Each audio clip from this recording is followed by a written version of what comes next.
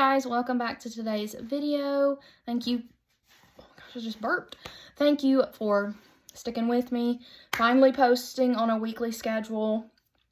I'm very excited about that.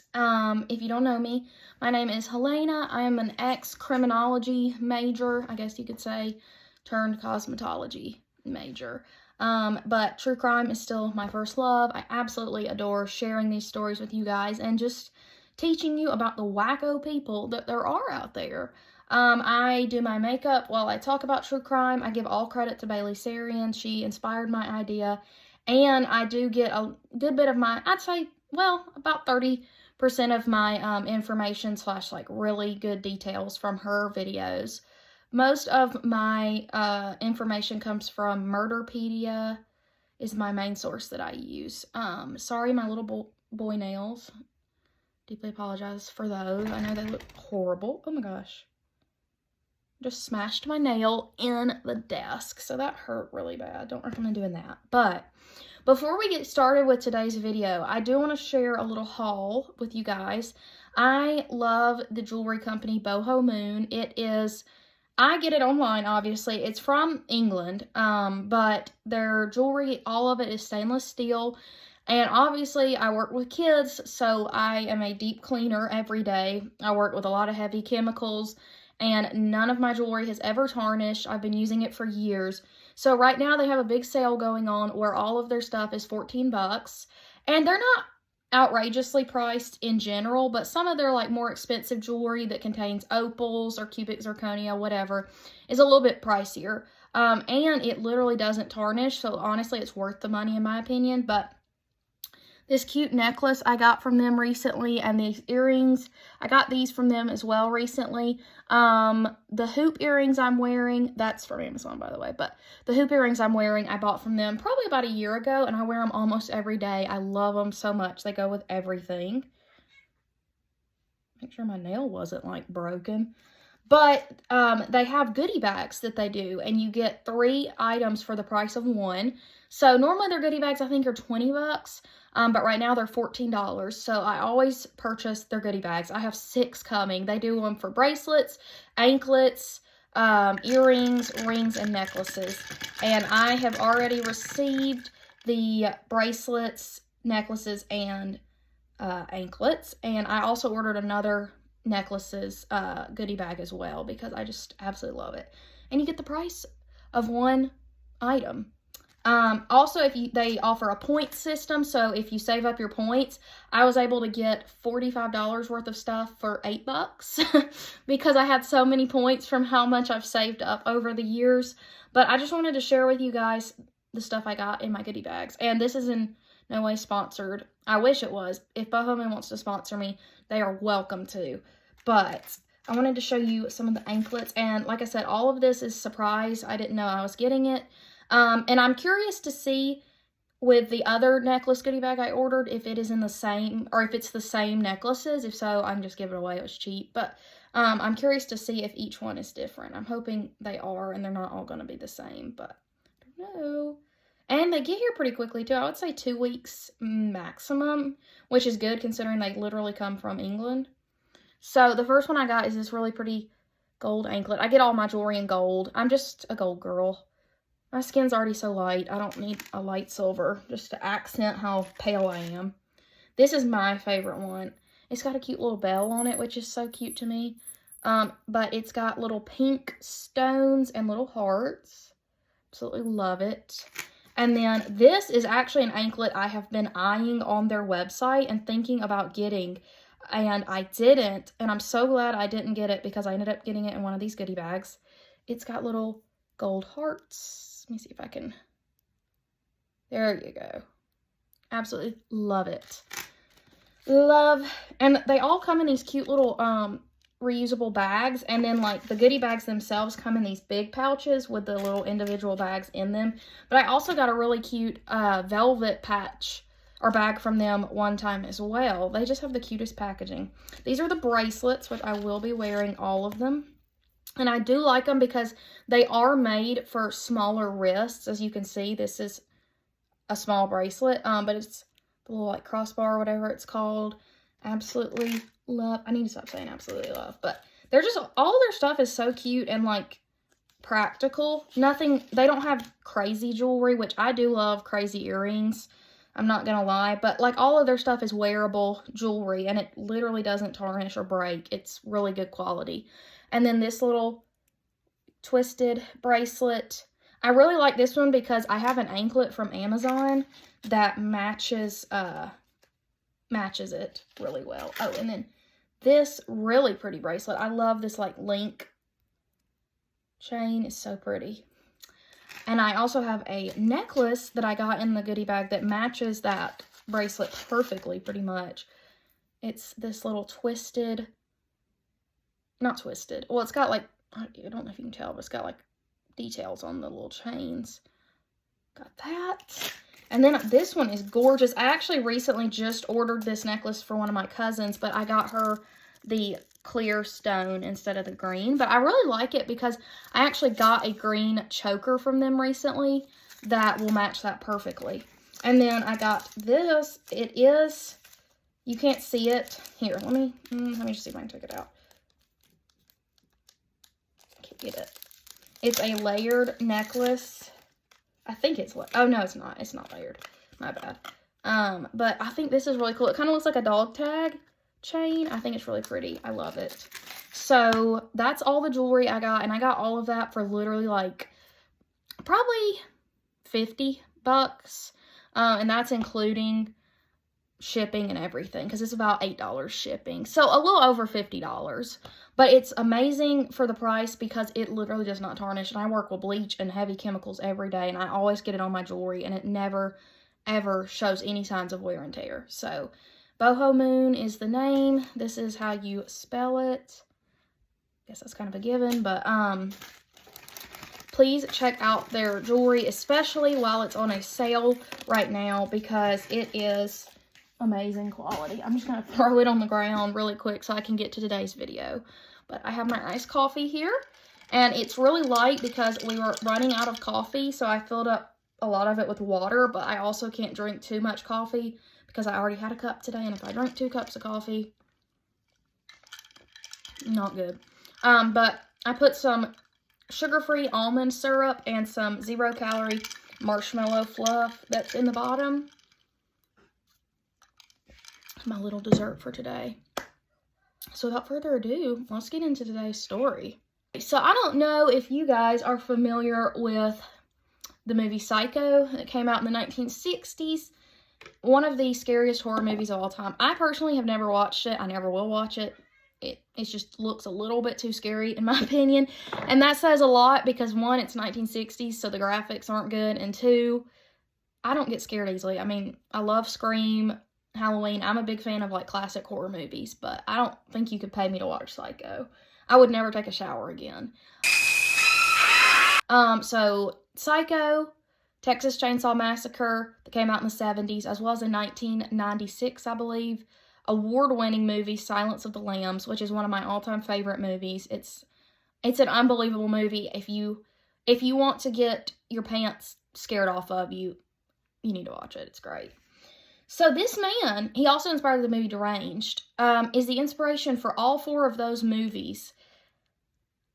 When you get into today's story, you're going to believe it. You're going to believe it. So we're talking about Ed Gein today, and I'm going to put a trigger warning. This video contains not actual necrophilia, but references of necrophilia, child abuse, and then just like the most graphic things you've ever heard of in your life, basically, involving dead bodies. But without further ado, let's get into today's story. So, Ed, he was born August 27th, 1906, in La Crosse County, Wisconsin. He had an older brother named Henry that was about 4 years older, roughly 4 years older than him, and his parents' names were Augusta and George Gein. He had a rough life, okay? So his parents, a little backstory on them to further understand. I have a zit in my eyebrow. Okay, so his mom, Augusta, she was raised with a very strict religious family. My eyebrow's currently bleeding. She had to follow a strict code of conduct every day. Just serious, like, it was just bad. She had a very twisted view of God and the Bible and everything, because her father would beat her if she accidentally, like, just crazy stuff, like if she wore something that he didn't like, or like didn't think was appropriate, or said something he didn't think was appropriate. He pretty much beat her every day of her life. So she was used to it, unfortunately. And she just grew up with a very thick skin because of this. So George, the dad, was orphaned at a very young age because of an accident that occurred in the Mississippi River, and I don't know what exactly happened. I'm assuming it was a drowning or maybe like a boating accident or something, because it never said, but he was orphaned at a young age and just grew up pretty much in and out of an orphanage, and grew up to be a raging alcoholic. So George was attracted to Augusta because she wore the pants in the relationship. And he liked that she was very, I guess, motivated to work. And he just liked that she was honestly kind of manly for a woman.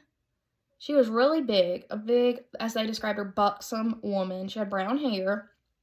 And he was just attracted to her at first. Now, once they got married, Augusta became very verbally abusive to her husband.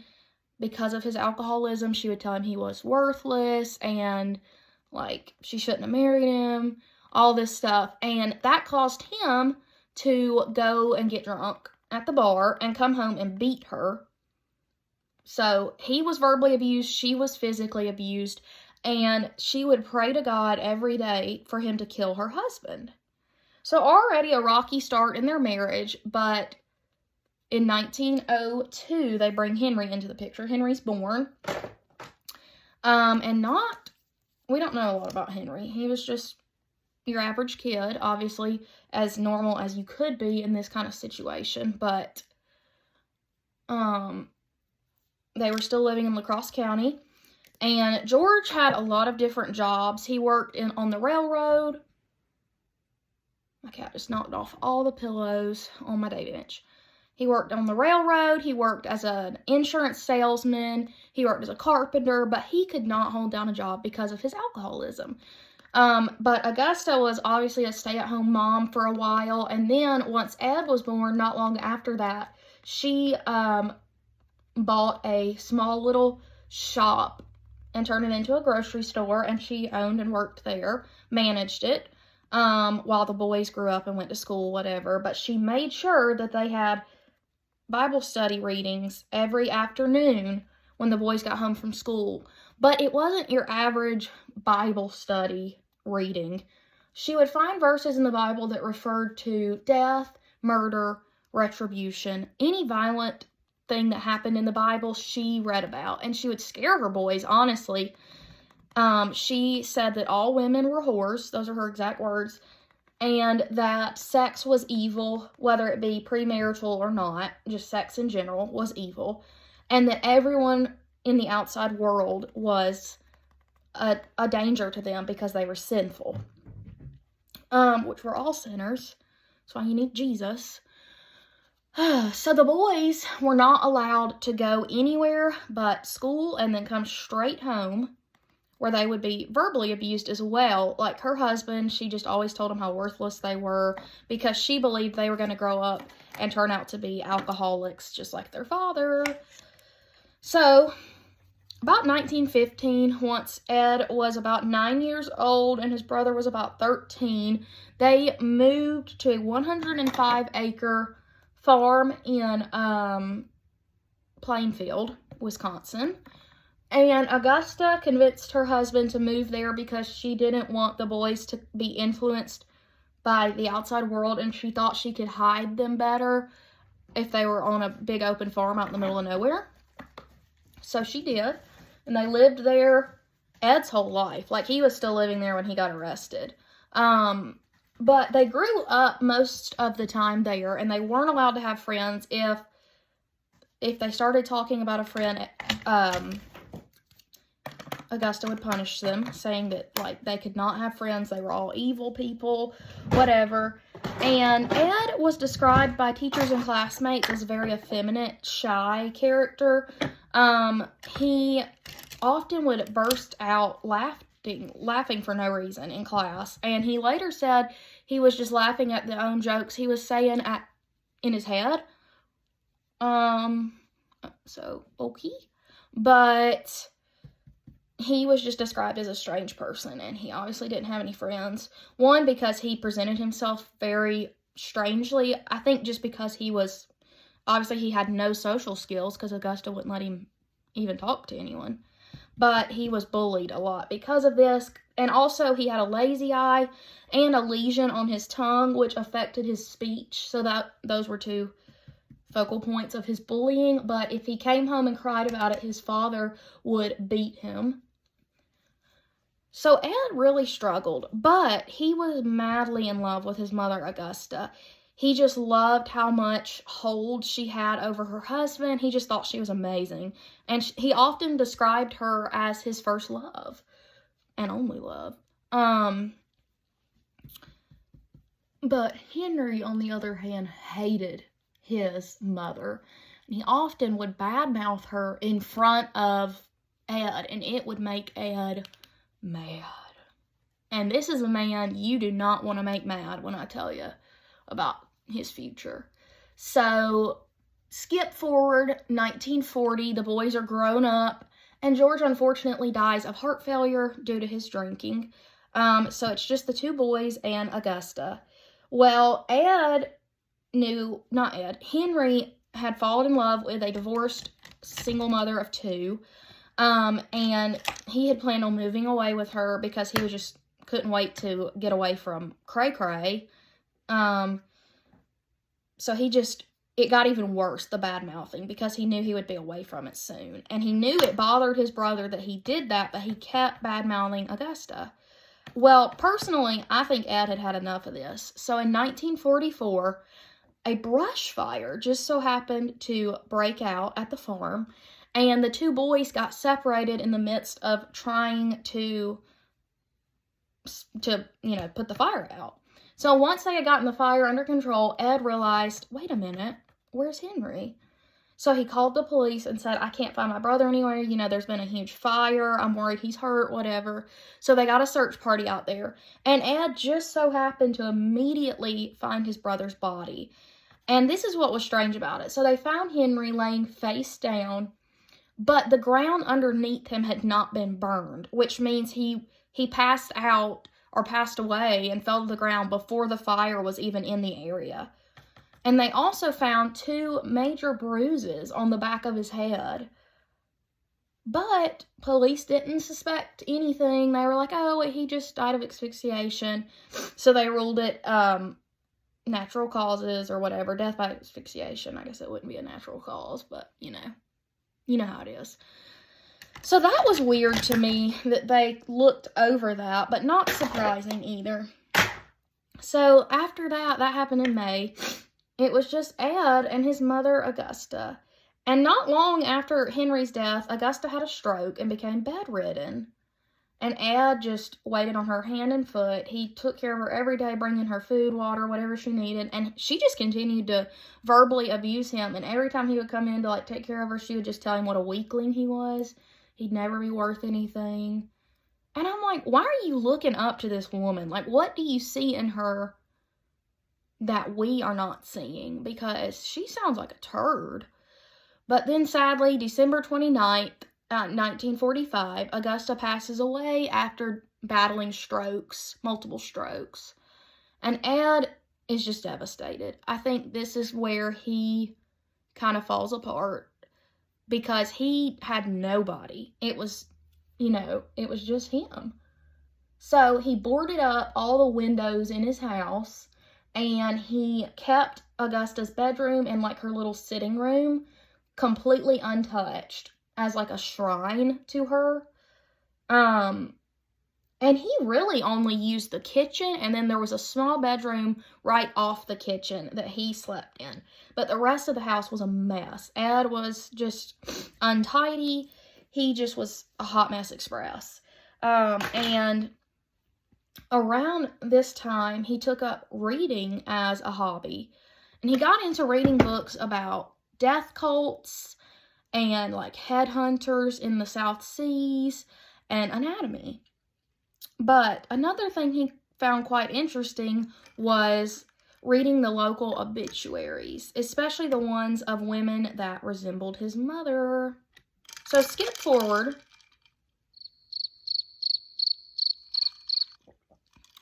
to 1947. I guess Ed doesn't know what to do about all this loneliness that he is facing. He decides he's going to go and rob graves. Because he keeps reading about women in the Plainfield Cemetery that have been, like, he'll read the funerals of that day, the obituaries, and he'd find women that resembled his mother, larger women, middle-aged, brown hair, and a few hours after their funeral, once it hit, like, evening, once it was getting dark out, he and a little friend he made that was just as disturbed as he was, named Gus, would go to these cemeteries, dig up their bodies, and Ed would mutilate them. He would remove pieces of them, that whatever he wanted, you know? And then they would put the woman back in the casket, bury her, and then, like, they would put the grass back on top so it looked like it was undisturbed. But obviously, because the funeral had just happened that day, if somebody walked by and were like, oh man, that's a freshly dug grave, they wouldn't think, well, somebody dug it up and, mutilated the body. They would just be like, well, that just means she was buried recently.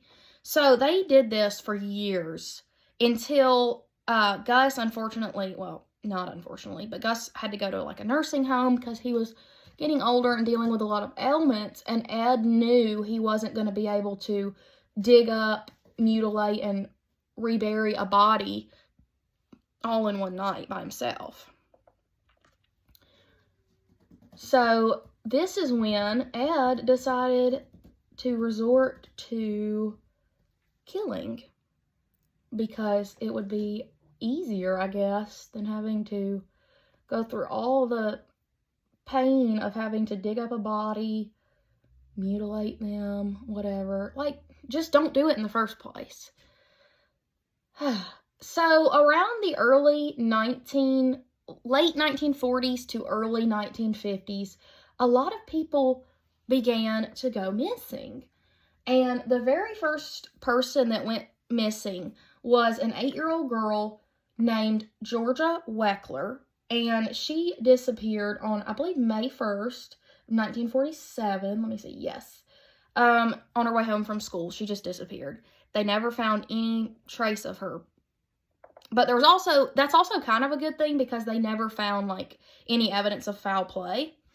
So Georgia disappears. So nothing really happened for a couple years after Georgia's disappearance. No more crimes. It was such a small town that it just wasn't, common for there to be disappearances or murders, whatever.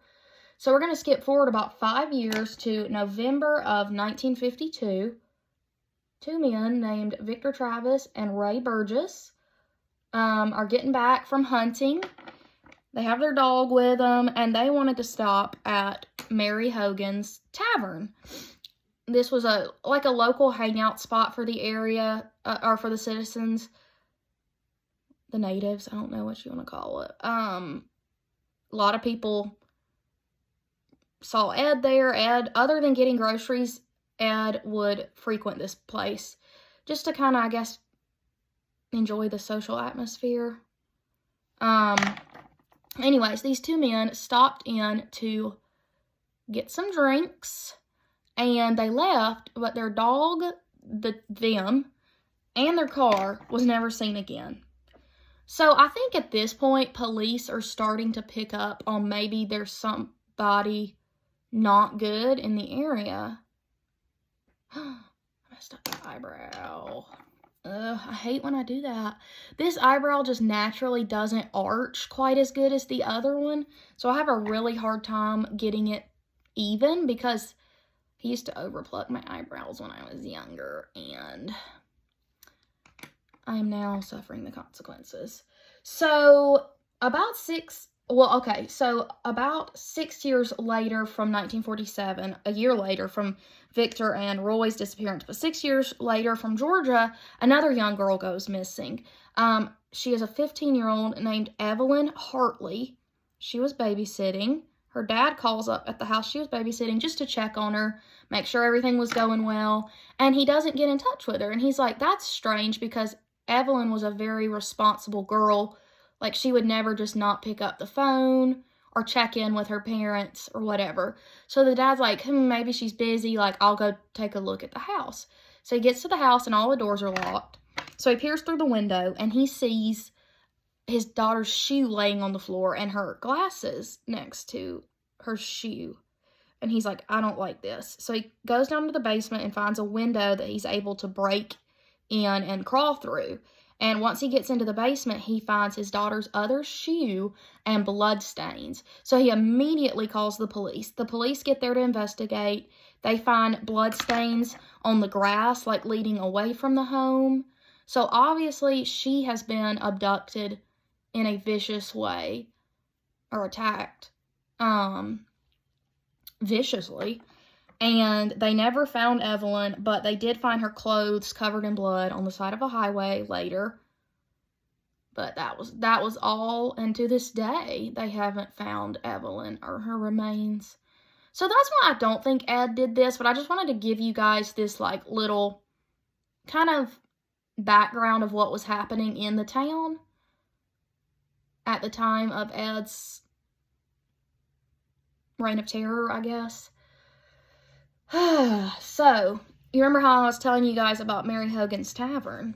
Well, Mary Hogan didn't open the tavern one day, and somebody called police and was like, hey, like, the tavern's normally open. I haven't seen Mary all day. Can you just check on her, you know?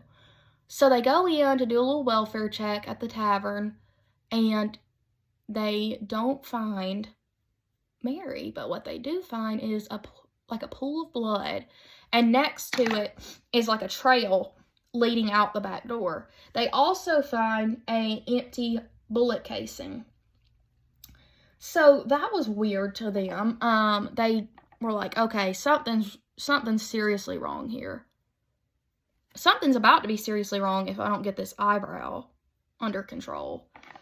Okay, so they're asking around, and Ed, a lot of people are like, you know, asking local customers, whatever, and Ed would joke when somebody would be like, hey, have you seen Mary Hogan? And he's like, oh yeah, she's staying overnight at my house. Now, why on God's green earth they didn't think to go check his house, I don't know. I guess they were used to him being, like, socially awkward and not knowing really what to say in the right moments. So a lot of people are like, man, that's a dark joke to make considering she's literally missing. Little did they know Ed was being serious. So they searched everywhere, couldn't find Mary. Okay, everything blows up. Mary Hogan disappears. They can't find her anywhere. Skip forward to 3 years later, on November 16th, 1957, there's a hardware store, local hardware store in the area. It's called Warden's Hardware. The owner is a middle-aged, 52-year-old woman. Her name is Bernice Warden, and she was known for being a faithful owner. Like, that store was open every day. She never missed a day. Well, that evening, somebody phones into the police and says, hey, I haven't seen Bernice all day. The hardware store is normally open. I haven't seen her, but I did see the hardware truck driving away at 9:30 this morning, and it hasn't returned. I haven't seen her since. Can you just go in and check? Well, it just so happened that Bernice Warden's son was a deputy at the time. He's a deputy sheriff. And his name was Frank. So they contacted him. He's like, yeah, like, I'll go stop by and make sure she's okay, whatever. So he went in around 5 that evening to her store, and he noticed the cash register had been opened and, like, money was taken out of it. And he also noticed a trail of blood leading out into the back, like, driveway.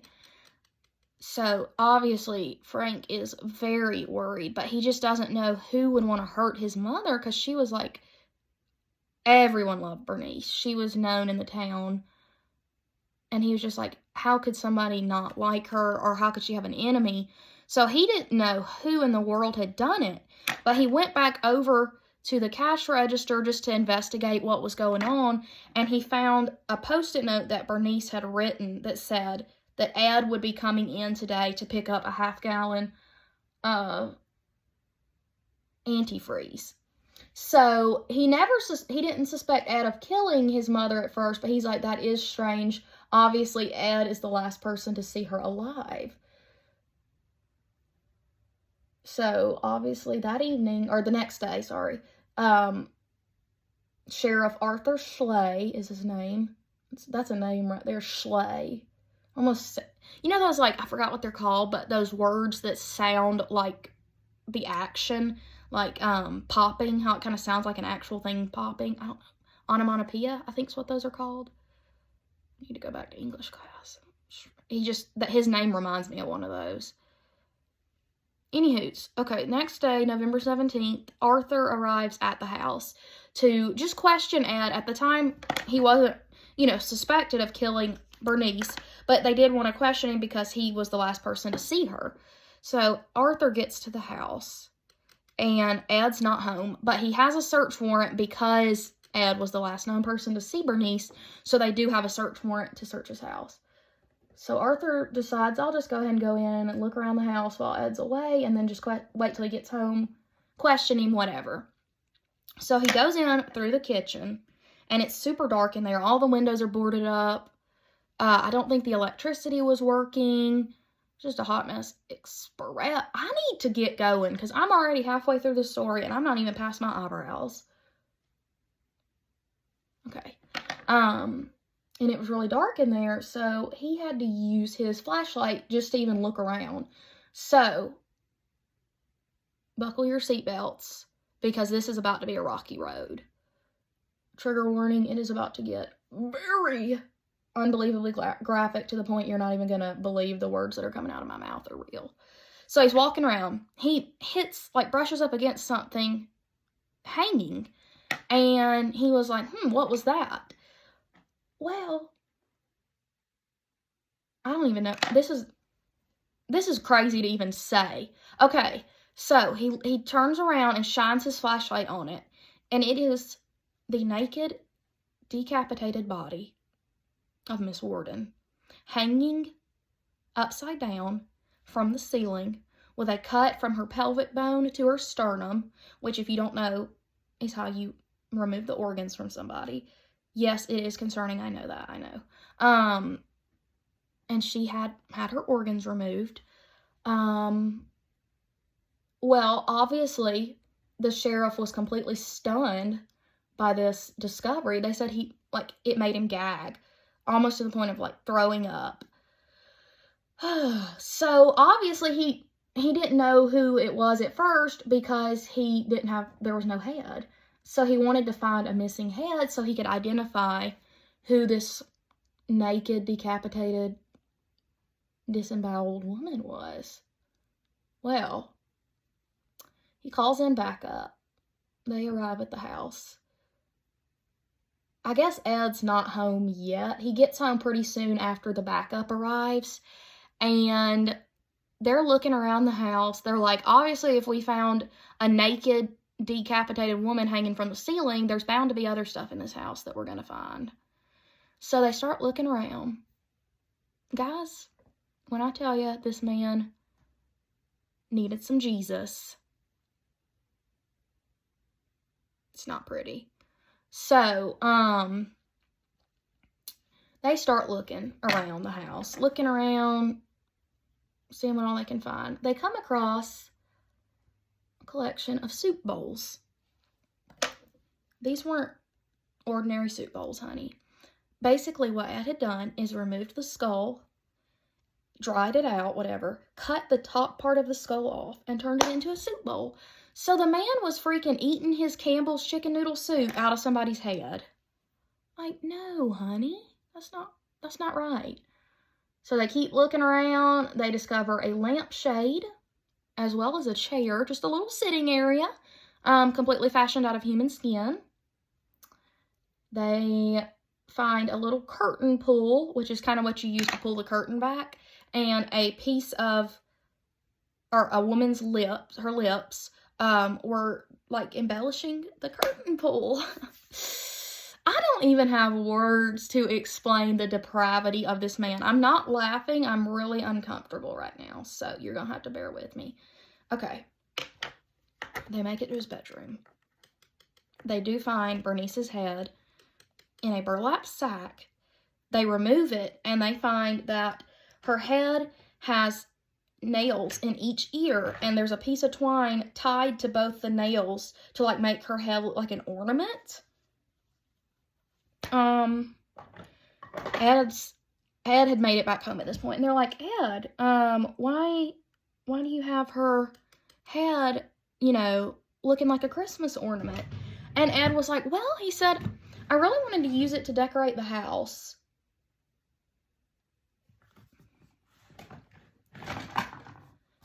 Okay, you do you, Ed. Oh, and forgot to mention this. Remember how we were talking about Mary Hogan, the tavern owner? Well, her skull was identified to be one of the soup bowls. So she was obviously dead at this point as well. And they keep looking. They find a box full of noses. And under his bed, he has another box full of dried female genitalia. I just don't like, I know Jeffrey Dahmer was bad, but I don't even think he was as creepy as this dude was. So obviously this isn't looking good, but wait till they open his closet. So what they find in his closet is a shirt he had made out of skin, and it had women's breasts attached to the front of it, like, you know, where your breasts are. They found a corset made out of a woman's torso, and leggings, literally, they were made out of legs, as well. Like, they were made out of a woman's waist down. So they asked Ed why he had a full human bodysuit in there, and he said that he would walk around the house at night wearing it because he wanted to turn into a woman so he could become his mother. Not only did they find this, but across Ed's bedroom wall, he had the preserved faces of 9 women hanging like as decoration along his wall, like how you would hang up a deer head. So basically taxidermied women, 9 of them. So from the total collection of what they found at Ed's house, there was 15 bodies. And that's just what they found. Now, I personally don't think, oh gosh, I just burped, that he killed Georgia and Evelyn, because all the women that they found, including Bernice and Mary, resembled his mother. So I think he had a very specific, like, motive to why he did what he did. I think he wanted all the women to resemble his mother. So the very next day, they spent the whole day searching his house and the whole night. So the very next day, November 18th, Ed obviously is arrested, and he is taken to the Watoma County Jailhouse to be questioned. I'm trying to decide if I want to put on eyeliner or not, and I don't think that I do because my eyebrows are a lot thicker than normal today, and I don't want, like, too much. Oh my gosh, look, got a line of concealer across my lips. That's funny. I love how I'm just so casual about this. So he's taken in for questioning, obviously. So he did confess to killing, what was her name? Bernice and Mary. He shot them both with like a .32 caliber rifle, and dragged their bodies out of where they were and loaded them up in his car, which was a 1949 Ford sedan, and drove off and just, you know, made them into furniture. Oh, I did forget to mention they also found human organs in his refrigerator as well as a heart on the stove. So I'm assuming he was going to eat them, but I don't know at this point I don't know what Eddie was planning on doing with this stuff. You never know with him. So he did admit that 2 of the bodies were Mary and Bernice, but they were like, yeah, we found like 13 other women though. And he said, so this is why I do know Ed probably killed more than 2 people, but I don't say no, because I think he was more of a body snatcher. So Ed was like, yeah, he said, over a few years, I went to 3 local cemeteries in Plainfield, and I went with my friend Gus. I think Gus had already passed at this point. He was never investigated, but he said we went and dug up bodies of women we had read about that had just been buried like that day and resembled his mother. They dug them up, and he would cut off areas of them he liked, I guess. He said he never had sex with the bodies because they smelled too bad. I guess that's a good thing. I don't honestly know at this point. But they did end up going to the cemeteries and digging up the graves of the women he had named, and they did in fact find that these were mutilated bodies. So they were like, okay, he's telling the truth, like he really is a body snatcher. He also, on a few occasions, took the whole body. So some women, he just like mutilated them. Some he snatched the whole freaking body.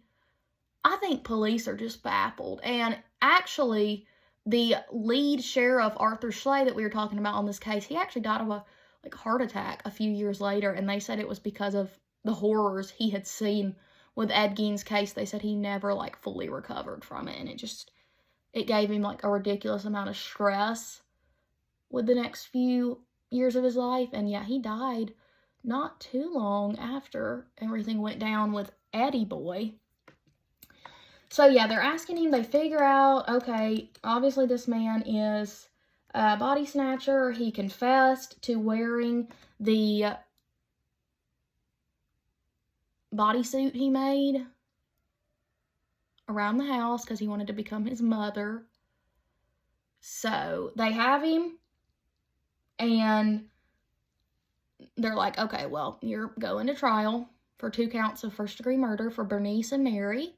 But unfortunately, because he was so cray-cray, he did get evaluated, and they determined that he was mentally impaired, and they called him a sexual psychopath. And they called him that because he was kind of the first run-in we had with a transgender killer. It just wasn't talked about like it is nowadays. It just wasn't seen, really. And he obviously he talked about wanting a sex change, so that's why they labeled him a sexual psychopath. So he was labeled unfit to stand trial. So he went to, let me see what it was called. He went to the Central State Hospital in Wisconsin for the criminally insane. So while Ed was in there, the police were like, okay, we're going to go back to his house and just keep, looking for everything. And they did actually dig up the body of the remains of a human skeleton. Originally, they thought it was probably the body of Ray Burgess or Victor Travis, but it did turn out to be another middle-aged woman. So at this time, the police had pretty much picked through everything at the house. And this is what really makes me mad, is it became a tourist attraction. Ed's car became, everybody wanted to see Ed's car. Everyone wanted to go into Ed's House of Horrors, as they called it. And it made the townspeople really mad because people were almost like glorifying him and like just, you know, almost making him out as some crazy, like, cool, not a hero, but I don't know. It was just like they didn't want tons of tourists coming to their town because of a murdering psychopath, you know? So they were really mad, and they talked to the police, but unfortunately, the town was not able, or the police were not able to shut down the house. They just couldn't charge admission for people wanting to look at it. I'm not going to lie, I would have been curious to look at it, but at the same time, I don't want to scar myself for life, so I probably wouldn't have. I don't know. Honestly, knowing me, I probably would have wanted to go in there and see what everything looked like, because it's just like, Ed was crafty. I'm just going to flat out say it. So, tourists, or the townspeople were super mad about tourists coming in and out all the time, wanting to see Ed's House of Horrors. And eventually, about a year later, after the police. That's perfect timing for my story. So, about a year after the tourist attraction starts at Ed's house, his house mysteriously burns down. It was suspected arson. Ed was still in the mental hospital at the time. They told him about it, and Ed was just like, oh, just as well. He didn't care, which is weird. But I feel like if that was my childhood home, I would have been upset had somebody burned it down. And it was the last remaining thing he had of his mother. But I think he knew at that point, like, he was never going to see his house again as well. But his car, actually, this was kind of crazy. They did sell his car. I think it sold for about $750 to a man who owned a circus, and they called it Gein's Ghoul car. So, I think you can honestly still go and see that. I don't know where. I forgot where it was. I want to say it was up north. It's one of the northern states. I think it was Colorado. Is the museum where you could go see his car. See his Ford sedan. I'm super picky about, like, the inner corner of my eye. I like it to be perfect and, like, equal sparkle on each side. So, Eddie stayed in the mental institution for 10 years, and he came out and was reevaluated.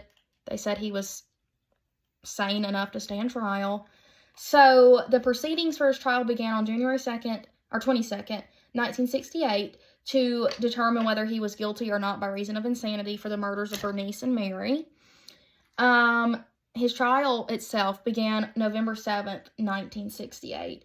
There were 7 witnesses that testified. Most of them were the lab technicians who performed the autopsies on Bernice and Mary, as well as a couple of the police officers that investigated his house. It only took them a week to charge him guilty of first-degree murder. However, because he was insane at the time of the murder, they later determined he was not guilty by reason of insanity. He was then taken back to the mental hospital of criminally insane, and he remained there for the rest of his life until he passed away on July 26, 1984, after a long battle with cancer. Oh, let me tell you guys, that right there is a story of all stories. I read that. Obviously, I knew who Ed Gein was a long time ago, just because he's one of the most iconic, I guess you could say, killers. I really don't think he was a serial killer. I don't know. I feel like he probably just killed those 2 women.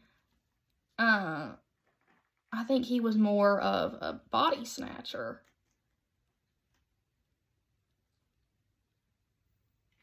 Than a killer. I don't know, though. That is just my personal opinion, and that doesn't mean jack squat. So, let me know what you think about the story down in the description box. I just wanted to cover it because it's such a jaw-dropping story. I just felt like it blew my mind the first time I heard about it. I think the very first, like, serial killer or just, like, murder true crime story, it actually surprised me, was probably this one. I think it was the chair made out of human skin that really did it for me.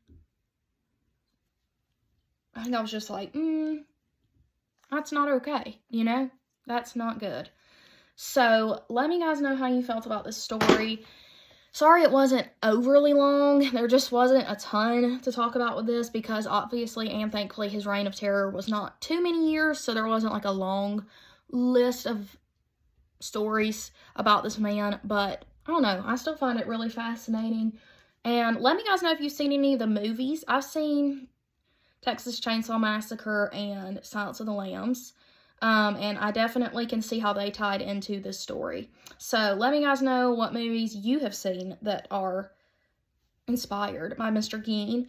And please like and subscribe and have a great, amazing day. Stay safe.